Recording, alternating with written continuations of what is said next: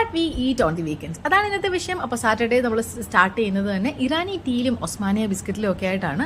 അപ്പോൾ നമ്മൾ ഇവിടെ കണ്ട പോലെ തന്നെ Irani tea, Osmania biscuit, aloo samosa, puff ഒക്കെ നമ്മൾ പറഞ്ഞിട്ടുണ്ടായിരുന്നു.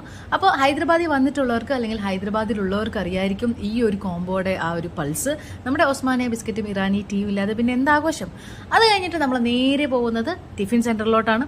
ഇവിടെ ഇത് ബോണ്ടയാണ് ഗൈസ്. അപ്പം നമ്മൾ ബോണ്ട എന്താണ് നമ്മുടെ ടിഫിൻസിൻ്റെ ഒരു മെയിൻ ഐറ്റമാണ്. നമ്മുടെ വടയൊക്കെ പോലെ തന്നെ ഒരു സ്പെഷ്യൽ ടേസ്റ്റുള്ള നല്ല ഒരു ബോണ്ടയാണ്. അത് കഴിഞ്ഞിട്ട് നമ്മൾ പിന്നെ പറഞ്ഞിട്ടുണ്ടായിരുന്നത് സാമ്പാർ ഡിപ്പ് ഇഡ്ഡലി ആയിരുന്നു. അതിനും നല്ല ടേസ്റ്റാണ്. കാരണം സാമ്പാറിന് ഇവിടെ ഒരു മധുരമുണ്ട്. നമ്മുടെ നാട്ടിലെ പോലെയല്ല, വേറൊരു ടേസ്റ്റാണ് ഇവിടുത്തെ സാമ്പാറിനുള്ളത്. പിന്നെ സെറ്റ് ദോശ വന്നു. സെറ്റ് ദോശ എന്ന് പറയുമ്പോൾ അതിൽ കുറച്ച് വെജീസ് ഒക്കെ ആയിട്ടാണ് സെറ്റ് ദോശ അവർ സെറ്റ് ചെയ്തിരിക്കുന്നത്. അതും അത്യാവശ്യം നല്ല ടേസ്റ്റ് തന്നെയായിരുന്നു. അത് കഴിഞ്ഞിട്ട് നമ്മൾ ഒരു മാംഗോ ഷേക്ക് ഒക്കെ കഴിക്കാമെന്ന് വിചാരിച്ചു. മാംഗോ സീസണൊക്കെ അല്ലേ. പിന്നെ വീട്ടിൽ വന്നിട്ട് നമ്മൾ ഉണ്ടാക്കിയ ബിരിയാണിയാണ് കഴിച്ചത് ഗൈസ്. അത് കഴിഞ്ഞിട്ട് പിന്നെ ഈവനിങ് ഒക്കെ ആയപ്പോഴത്തേക്കും നമ്മളൊരു ഷേക്ക് കഴിക്കാമെന്ന് പറഞ്ഞിട്ട് ഇറങ്ങി. പക്ഷേ ആ ഷേക്ക് അത്ര പോരായിരുന്നു. പിന്നെ രാത്രി ആയപ്പോഴത്തേക്കും നമുക്ക് സ്വീറ്റിൻ്റെ ഒരു ക്രേവിങ് വന്നു. നമുക്ക് സാധാരണ രീതിയിൽ നമ്മളങ്ങനെ പേസ്ട്രീസ് ഒന്നും കുറേ നാളായിട്ട് കഴിക്കുന്നില്ലായിരുന്നു ഷുഗർ കട്ട് കാരണം.